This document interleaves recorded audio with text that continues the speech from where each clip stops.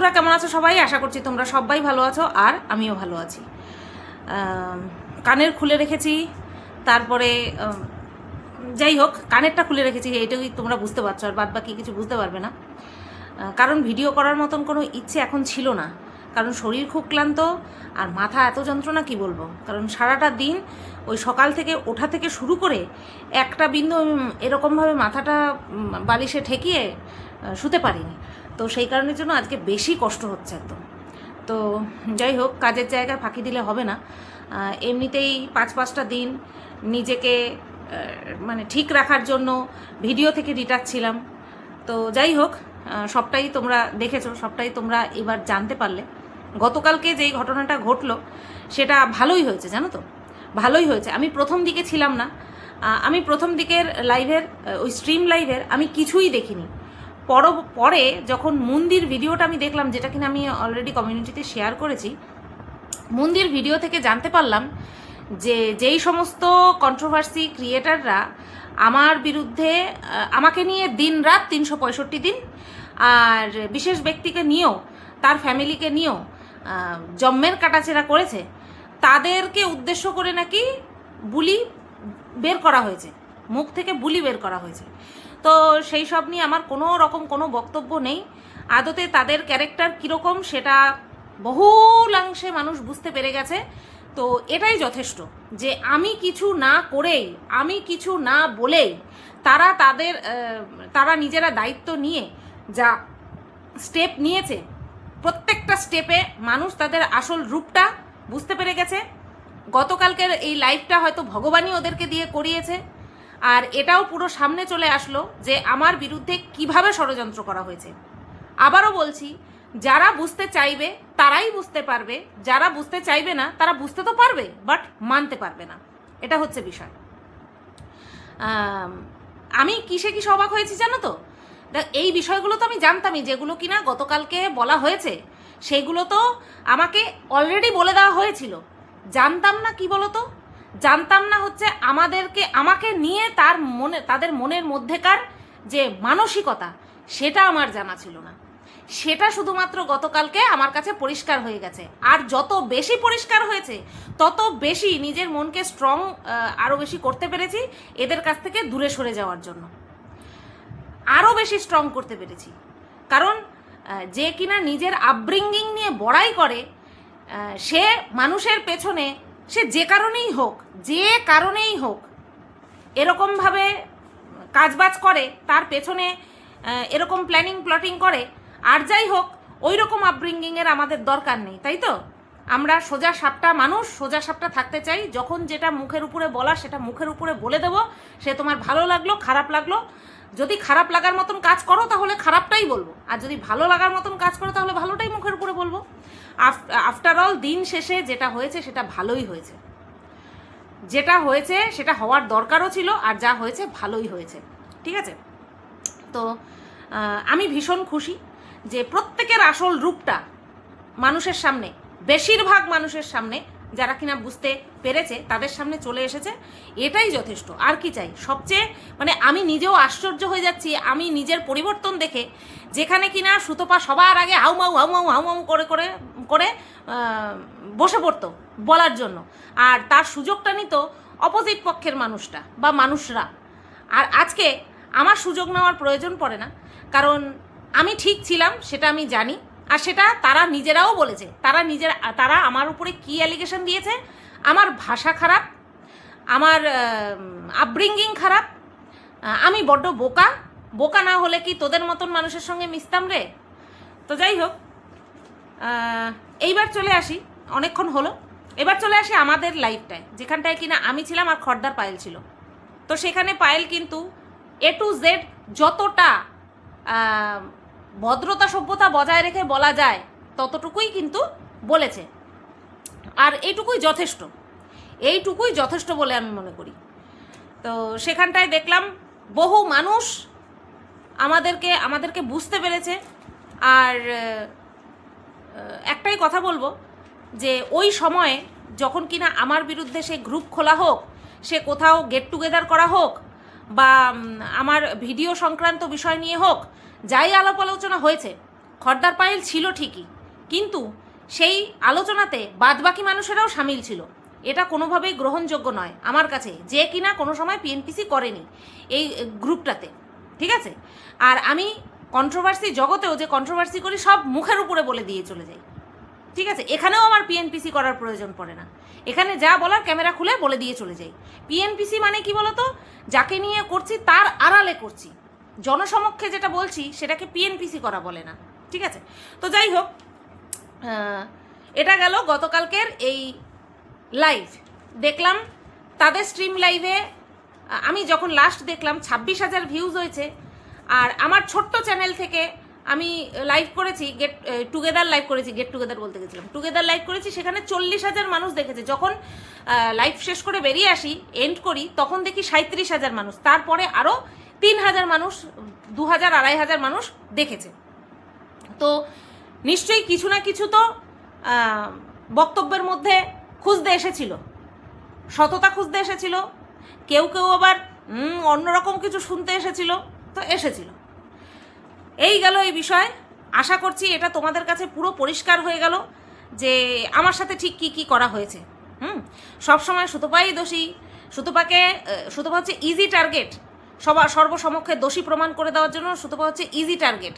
সেটা যে এবার আর ইজি হলো না, কারণ আমি তো এই ক্ষেত্রে পুরো নট গিল্টি ছিলাম, আমার কোনো দোষই ছিল না, সেই কারণে চেষ্টা করেও পারলো না। চেষ্টা করতে গিয়ে কি করলো, নিজের শিক্ষা, নিজের আপব্রিঙ্গিং এটাই মানুষের সামনে তুলে ধরলো, দ্যাটস ইট। গেল এই বিষয়টাও গেল, আমার জীবন থেকেও গেল, ভালোই হলো, তাই না? ভালোই হলো, আমার ভালো আর চাস না তোরা। ও যতটুকু চেয়েছিস, যথেষ্ট করেছিস, ওটাই সারা জীবন মনে রাখবো, সারা জীবন কৃতজ্ঞ থাকবো তোদের উপরে, ব্যাস। এইবার চলে আসি ভিডিওর মূল বিষয়বস্তুতে। ভিডিওর মূল বিষয়বস্তু হচ্ছে বিশেষ ব্যক্তি, তার পরিবারের বন্ডিং আর রোগ ব্যাধি। ওয়াও, বেশ ভালোই বলেছি, দেখি এটাই চেষ্টা করে থাম্বনেলে দিয়ে দেবো। তো বিশেষ ব্যক্তি যে কলতলার ঝগড়া দেখালো, তার ফুল ফ্যামিলিকে দাঁড় করিয়ে দিয়ে পুরো পাক্কা কলতলার মাসিমা লাগছিল যখন ঝগড়া করছিল ওর কাকি শাশুড়ি আর জেঠি শাশুড়ি, পুরো পাক্কা কলতলা। মানে ঝগড়াতে এদের যে পিএইচডি করা আছে সেটা কিন্তু পুরো পরিষ্কার বোঝা যাচ্ছিল। পিএইচডি থেকে হঠাৎ করে মনে পড়লো, স্ট্রিম লাইভে শুনলাম কে যেন একজন ডক্টরেট উপাধি পেয়েছে। আমি ইয়ে করলাম না, কি যেন বলে, কংগ্রাচুলেট করলাম না। কত আশা না এদের কত আশা, যারা কিনা আমাকে দিনের পর দিন ঠকিয়েছে, আমার পিছে আমাকে নিয়ে সমালোচনা করে গেছে, তাদের কত আশা। তাদের আশা আমি ধৈর্য ধরবো, তাদের আশা আমি তাদেরকে বুঝবো, তাদের আশা আমি এই সমস্ত কিছু সহ্য করে নিয়ে তাদেরকে জিজ্ঞাসা করব কি হয়েছে, তাদের আশা তারা কোন উপাধি পেয়েছে সেই বিষয় নিয়ে আমি তাদেরকে কংগ্রাচুলেট করব। কত আশা। আর আমি একটা আশা করতে পারি না যে তোরা যা করেছিস সেটা আমার কাছে স্বীকার কর, তোদের অন্যায়টা স্বীকার কর, আমি এই একটা আশা করতে পারবো না। যাই হোক, এই কথা বলতে গিয়ে আবার ওইদিকে চলে গেলাম। অ্যাকচুয়ালি কিছুদিনের জন্য সম্পর্কটা হলেও সম্পর্কটা মানে আমার তরফ থেকে এতটা গাঢ় ছিল, এতটা ডিপ ছিল, যার জন্য কিনা বহুত বড় ধাক্কা লেগেছে। আর তার জন্যই 5 দিন নিজে ওই ধাক্কা সামলাতেই আমার কেটে গেছিলো। এরকম ধাক্কা আমি এখনো পর্যন্ত যে খাইনি সেটা তোমরা বেশ ভালো মতনই জানো। আর এরকম ধাক্কা যাতে আর ভবিষ্যতে কোনোদিন খেতে না হয়, যার জন্য 5 দিন নিজেকে সরিয়ে রাখতে হয়, সেই দিকটা আমি বেশ ভালো মতনই মাথায় রাখবো। রিন্টু বলছে সুতপা যদি আর যায় কোনো দিনও এই পথে আর পা বাড়ায়, আমরা সুতপার কাছ থেকে সরে যাব। কপাল, নসিব, ভাগ্য কোন জায়গায় নিয়ে দাঁড় করাবে জানি না। আমি আমার শরীরের সমস্ত শক্তি, মনের সমস্ত শক্তি দিয়ে এটাই চেষ্টা করব যে আর কোনো যেন ভুল পথে পা না বাড়ায়, এটাই চেষ্টা করব, ঠিক আছে? এর থেকে আর বেশি কি বলবো বলো?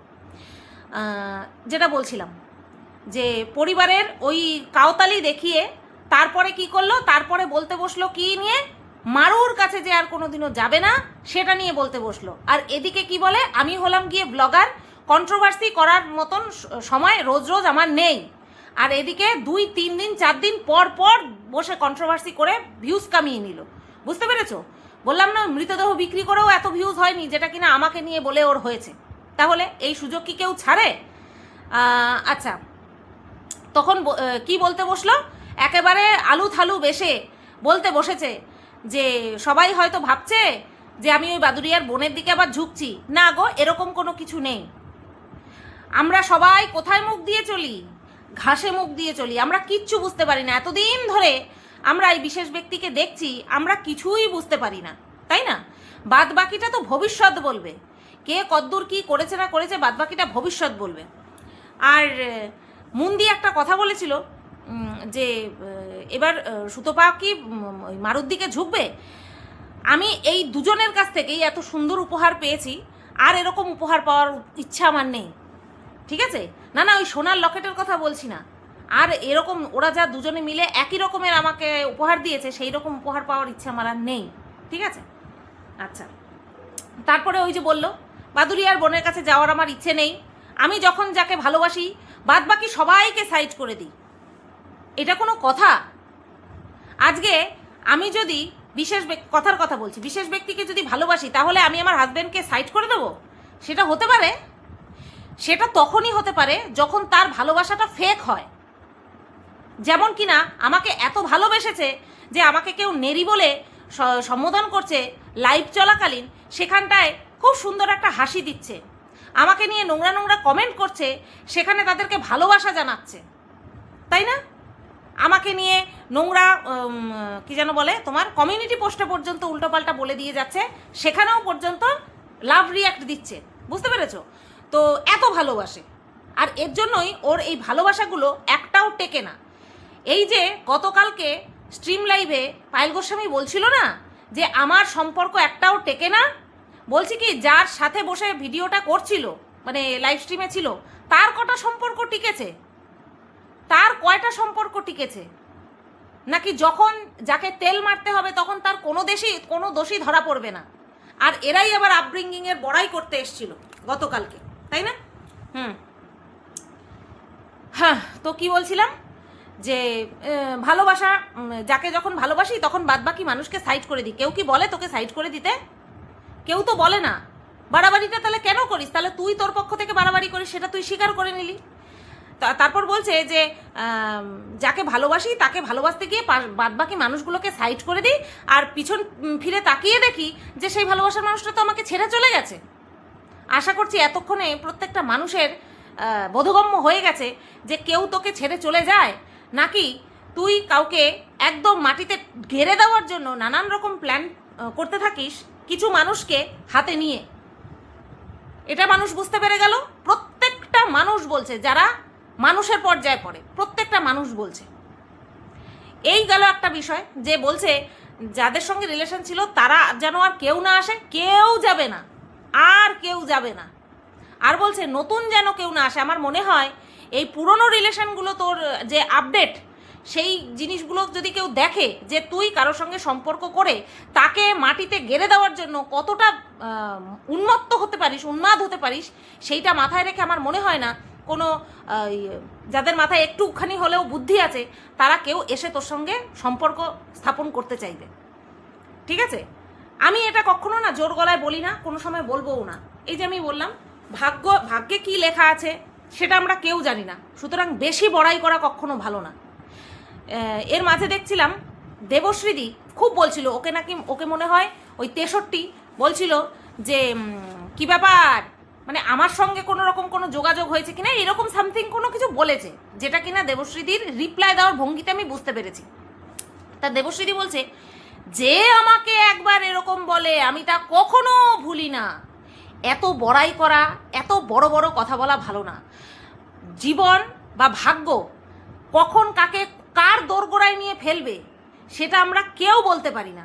সুতরাং এত বড় বড় বাকতালি না মারাটাই ভালো। যেরকম কিনা আমি বলি, বিশেষ ব্যক্তির সঙ্গে দেখা করার, কথা বলার কোনো রকম ইচ্ছে, সেটা ওরা নিজের হাতে নষ্ট করে দিয়েছে। আমার যে ইচ্ছে সেটা ওরা নিজের হাতে নষ্ট করে দিয়েছে। তাই বলে কি আমি বলবো জীবনে কোনোদিনও দেখা করবো না? হতেই পারে এরকম পরিস্থিতি যেখানে কিনা মুখোমুখি হতে হবে আমাদেরকে। হ্যাঁ, আমাদেরকে মুখোমুখি হতে পারে, আমরা মুখোমুখি হতে পারি, কিন্তু তাই বলে এই না যে এই সমস্তটা ভুলে গিয়ে আবার পুনরায় কিছু হওয়া সম্ভব, সেটা আমার মনে হয় না। কারণ আমার মন তাতে সাই দেবে না। আর যদি তাতে সাই দিত তাহলে কিন্তু আমি গ্রুপ থেকে সাইলেন্টলি বেরিয়ে আসতাম না। আচ্ছা, এই গেল ওর ওই একা একা বলা বিষয়। তারপরে দেখলাম ওই যে যেই জামাটা পরে, কুর্তিটা পরে ওই ঢপ দিয়ে ঢপের চপ খাইয়ে তোমার হচ্ছে গেছিল গেট টুগেদারে, আমাকে না জানিয়ে না বলে, আমাকে না বলে গেছিল, সেই কুর্তিটা পরেছে। সেই কুর্তিটা পরে এসে তারপরে ওই ডাক্তার নিয়ে আর ওর বরের হেলথ আপডেট নিয়ে বলছে ওর বরের ওজন কমেই চলেছে। এত যদি গুল খিলায় তাহলে তো ওজন কমবে, বাড়বে কি করে? এত যদি গুল খিলাতে থাকে, ষড়যন্ত্রের পর ষড়যন্ত্র, কারচুপির পর কারচুপি এসব যদি করতে থাকে, তাহলে এইসবের এফেক্ট অটোমেটিক্যালি ওর বরের উপরে পড়বে, কারণ ওর বর এসব নিতেই পারে না, এসব নিতে পারে না। তো সেই কারণের জন্য তারপর যেটা মেন বললো সেটা হচ্ছে যেখানটায় ডাক্তার দেখাতে গেছিলো, চেন্নাই, এত বড় জায়গায় এত ভালো ডাক্তার দেখাতে গেছিলো, তো সেই ডাক্তারের ওষুধ খেয়ে নাকি ওজন কমছে। ঠিক আছে, ওজন তো কমছেই, সুগারও নর্মালে আসছে না। তো এবার এটা দেখে তো বেশ চিন্তিতই হয়ে পড়েছে ওরা। আমি বলি কি, কাজে পাঠা বাইরে, তোর বরকে নিয়ম করে ওই খোপের মধ্যে না ঢুকে থেকে তোর বরকে বাইরে কাজে পাঠা। 5,000 টাকারই কাজ করুক, তোদের তো টাকার জন্য বাইরে যেতে হবে না। ওর মেন্টালিটি, মন মানসিকতাটা চেঞ্জ হওয়া দরকার। সেই কারণের জন্য 5,000 টাকার কাজ হলেও ঘরের বাইরে পাঠা, নতবা ওই সুগার লেভেল কোনো সময় ডাউন হবে না, ওরকমই চলতে থাকবে। আর তোর যা ভাবভঙ্গি, কন্টেন্ট বানানোর জন্য কখনো একে ইউজ করা, কখনো তাকে ইউজ করা, তারপরে সেইগুলো আবার রিভিল হওয়া, এই সমস্ত তো চলতেই থাকবে তোর লাইফে। তো এতে করে ওর সুগার কমার মানে যে কি বলে ওটা, সম্ভাবনাটা কিন্তু কম, বুঝতে পারলি? সম্ভাবনাটা কম। তাই একমাত্র রাস্তা হচ্ছে ওকে বিজি থাকতে বল, সব সময় মাথা এদিক ওদিক সেদিক উল্টোপাল্টা দিকে না দিয়ে একটা কাজের কাজ করতে বল। মাস গেলে কিছু টাকাও হাতে আসবে, কারণ ওই নাইটির ব্যবসা বলিস, গার্মেন্টসের ব্যবসা বলিস, ওটা তো তুই সামলাচ্ছিস, ওটা তুই সামলা। আর শুধুমাত্র তো ওই প্যাকিং করার জন্য তো তোর বরকে লাগে, সেটা না হয় কাজ থেকে এসে তারপরে করে দেবে। কি এমন হাতি ঘোড়া কাজ? আমি নিজের হাতে সবটা সামলাই, আমি জানি কতদূর পরিশ্রম হতে পারে সেটা আমি নিজেও জানি। আর তোদের তো ওই ডেলিভারি করার জন্য তোদের বাড়িতে এসে তুলে নিয়ে চলে যায় প্যাকেটগুলো, তাই না? তো খাটনি তো কিছু নেই, বাইরে পাঠা, তাহলে দেখবি সব ঠিক হয়ে গেছে। আচ্ছা, এবার এই যে চেন্নাইয়ের ডাক্তারের ওষুধ নিয়ে বিশেষ ব্যক্তির মাথা গরম হয়। তোর মাথা তো না যেন হিটার, অল টাইম গরম হচ্ছে। তোর মাথা শাখা পড়তে না পারার জন্য গরম হয়, আবল তাবল বকতে বসে পড়িস, ইদানিং খুব বেশি আবল তাবল বকছিস। তো যাই হোক, এরকমই হয়, অন্যের জন্য ষড়যন্ত্র করলে না, অন্যের পিছনে এরকমই হয়। আর ষড়যন্ত্রকারীরা না কখনো সুস্থ মাথায় থাকতে পারে না, সুস্থভাবে থাকতে পারে না। ক্লিয়ার কাটভাবে কথা বলা, ক্লিয়ারভাবে চলাফেরা করলে পরে তাদের ওই মাথায় বদবুদ্ধি বাসা বাঁধতে পারে না, তাদের জীবনটাও খুব ভালোভাবে চলে। তো এবার এই চেন্নাইয়ের ডাক্তার সম্পর্কে খুব রেগে গেছে, যে যখন জানে যে এই ওষুধটা খেলে ওয়েট কমবে, আর ও ওয়েট কমা নিয়ে এমনি প্রচণ্ড পরিমাণে টেনশন করে, ওর বর প্রচণ্ড পরিমাণে টেনশন করে, আমি রোগা হয়ে যাচ্ছি, আমার এটা হয়ে যাচ্ছে, আমার সেটা হয়ে যাচ্ছে, ভীষণ চিন্তা করে। আর সেই কারণের জন্য আরও বেশি এফেক্ট পড়ছে। তো বলছে যে জানে যে ওয়েট কমে যাচ্ছে, তারপরেও এমন একটা ওষুধ দিল যাতে করে ওয়েট লস হয়। আমার তো খুব রাগ হচ্ছে। তারপরে যখন এই ঘটনাটা ওর ননদ আর কি, যার রেকমেন্ডেশনে ওরা চেন্নাইতে এই ডাক্তারের কাছে গেছিল, তাদের সাথে বিষয়টা শেয়ার করে, তাদের সাথে শেয়ার করার পরে কি জানতে পারে, যে ওই যে চেন্নাইয়ের ডাক্তারের কাছে যে গেছিল সেই ডাক্তারের ওষুধ তার ননদ খায়ই না। এটা কোন টাইপের বন্ডিং? এই যে ফ্যামিলি বন্ডিং, লাইন দিয়ে দাঁড় করিয়ে দিয়ে ঝগড়া করিয়ে দিল ক্যামেরা খুলে, এটা কোন টাইপের বন্ডিং? এই ননদের কাছ থেকে সাজেশন নিয়ে হোটেল দেখা, হোটেলে থাকা, ডাক্তার দেখানো, ডাক্তার কি বললো সেটা শুনে ভীষণ স্যাটিসফাই আমাদের বিশেষ ব্যক্তি, যদিও বা বিশেষ ব্যক্তির হাজব্যান্ড একদম স্যাটিসফাই ছিল না, তারপরেও বলছে কোনো ব্যাপার না, এটা তো কোনো ব্যাপারই না, সুগার সত্যি সত্যিই কোনো ব্যাপার না। তো যাই হোক,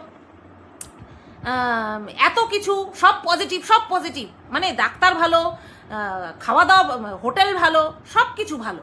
তারপরে এখন এসে শুনছি যে যারা রেকমেন্ড করেছে তারাই সেই ডাক্তারের ওষুধ খায় না, তাহলে তারা কেন এই ডাক্তারকে রেকমেন্ড করলো? আমার মনে হয় কি বলতো, এই যে বিশেষ ব্যক্তি বলেছে, আসলে যখন বদনাম করতে বসে কারোর, তখন তার ভালো দিকটা হয়তো ভুলেই যায় বলতে। বুঝতে পেরেছো? আমার যেটা মনে হয় যে বিশেষ ব্যক্তির যে ননদ, তার যে প্যানক্রিয়াটিস ছিল, তো সেই বিষয়টা নিয়ে মনে হয় এই যে চেন্নাইয়ের ডাক্তার ইনি ভালো আর কি এই বিষয়ে হয়তো ভালো ট্রিটমেন্ট পেয়েছে বা ভালো রেজাল্ট পেয়েছে, সেই কারণের জন্যই হয়তো ওই ডাক্তারকে ওর ননদ সাজেস্ট করেছে বা ননদের বর সাজেস্ট করেছে। কিন্তু সুগারের ক্ষেত্রে এই ডাক্তার হয়তো ভালো না, সেই কারণের জন্য বিশেষ ব্যক্তি কি বলতে বসে বললো, এই ডাক্তারের ডিসিশনে বা ডাক্তারের যে প্রেসক্রিপশন আর কি ওষুধের রেকমেন্ড করেছে সেটা নিয়ে ওর খুব রাগ। তারপরে কি জিজ্ঞাসা করলো ননদকে যে তোর সুগার এখন কেন কিভাবে কন্ট্রোলে আছে, না ওদের যে ফ্যামিলি ডাক্তার আছে সেই ডাক্তারের ওষুধ প্লাস ইনসুলিন নিয়ে ওর ননদ খুব ভালো আছে, মিষ্টি খায়, আলু খায়, মানে যা খাওয়া বারণ সব খাচ্ছে, সবই খাচ্ছে, বুঝতে পেরেছো? এইবার সেটা জানার পর তাদের ফ্যামিলি ডাক্তারের কাছে গেছিল। তাহলে এটা তো আগে করলেই হতো, এত দূর যাওয়া, তার জন্য টাকা ধার নেওয়া, তারপরে সেখানে গিয়ে মতের অমিল, সেই বিষয় নিয়ে সব কমেন্টে একেবারে মানে কি বলবো ধুয়ে দিয়ে যাওয়া, সেই ধোয়া চোটে বিশেষ ব্যক্তির হাজবেন্ড প্রায় গায়েব হয়ে যাচ্ছে ভিডিও থেকে। তাহলে এত কিছুর কি প্রয়োজন ছিল? কোনো প্রয়োজন ছিল কি?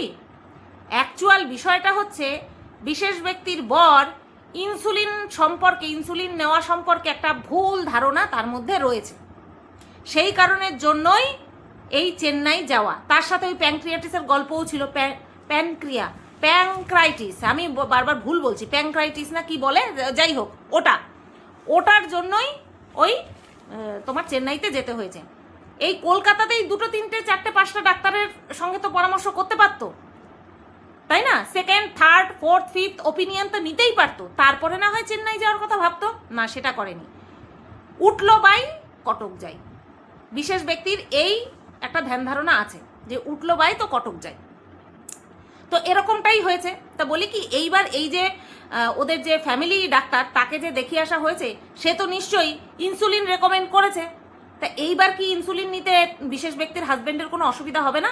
কারণ বিশেষ ব্যক্তি মনে করে ইনসুলিন নাকি শেষ পর্যায়ে গেলে নেয়, মানে ওই সুগার কন্ট্রোল না হলে পরে খুব হাই হয়ে গেলে, এরকম একটা ধারণা বিশেষ ব্যক্তির হাজবেন্ডের মনে আছে। অ্যাকচুয়ালি কি বলতো, জীবনের প্রত্যেকটা ক্ষেত্রে বোঝা ভালো, বেশি বুঝে গেলে না তখন মেন প্রবলেমটা শুরু হয়। তো বিশেষ ব্যক্তির হাজবেন্ড বেশি বোঝে তো নাই, তার থেকেও লেভেল আপ, মানে পারলে ডাক্তারের থেকে বেশি বোঝে, পারলে ওই ডাক্তারকে হটিয়ে দিয়ে নিজেই সব কিছু করে। এটাই হচ্ছে ওর অসুস্থতার প্রধান কারণ। যে কোনো একটা অসুস্থতাকে যদি আমি জাকড়ে ধরে বসি, জড়িয়ে ধরে বসি, তাহলে সেই অসুস্থতাটাও আমাদের ছাড়বে না, তাই না? সেই রোগটাও আমাদেরকে ছাড়তে চাইবে না। বিশেষ ব্যক্তির হাজবেন্ডের ক্ষেত্রে তাই হয়েছে। ফ্যামিলি বন্ডিং দেখানোর জন্য কলতলার ঝগড়া আমাদেরকে দেখালো, তারপরে কি জানতে পারলাম, ননদ নাকি অর্ধেক কথা বলেইনি। আবার মুখ উঁচু করে বিশেষ ব্যক্তি ক্যামেরাতে এসে জানাচ্ছে, আর কিছু বললেই আমাদের ফ্যামিলিতে ভাঙন ধরানোর জন্য এইসব করছে, আমাদের ফ্যামিলির রেপুটেশন নষ্ট করার জন্য এই সমস্ত বলছে। যাই হোক, বাদবাকি কন্ট্রোভার্সি ক্রিয়েটাররা ওদের ফ্যামিলির রেপুটেশন সম্পর্কে আচ্ছা রচনা বলে দিয়েছে, মুখে মুখে বলে দিয়েছে, এটা নিয়ে আমার আর কিছু বলার নেই। ঠিক আছে, এই ভিডিওটা এই পর্যন্তই রাখলাম। কেমন লাগলো অবশ্যই কমেন্ট করে জানিও। সবাই তোমরা ভালো থেকো, সুস্থ থেকো। আর হ্যাঁ, আবারও একবার এই যে বুঝতে পেরেছো পুরো বিষয়টা যে আমার পিছনে কিভাবে কি হয়েছে, সেটা বুঝে যে আমাকে কমসে কম আমি সত্যি কথা বলি, সত্যি কথা বলেছি, এইটা যে তোমরা যে বুঝতে পেরেছো, এর জন্যই আমি তোমাদের কাছে কৃতজ্ঞ। আর ওরা বাদবাকিটা নিজেরা স্বহস্তে করে দিয়েছে, তার জন্য তো ওদের কাছেও আমি কৃতজ্ঞ, তাই না? তবে ভালোবাসা থেকে, ওই ভালোবাসা থেকে আমি দূরে থাকতে চাই, যেই ভালোবাসা সর্বসমক্ষে জালিল করে, অপমান করে, মানুষের মনের মধ্যে নোংরা সন্দেহ ঢুকিয়ে দিয়ে যায়, সেই সমস্ত ভালোবাসা থেকে দূরে থাকাই ভালো। এই ভিডিওটা এই পর্যন্তই রাখলাম। সবাই তোমরা ভালো থেকো, সুস্থ থেকো, টাটা।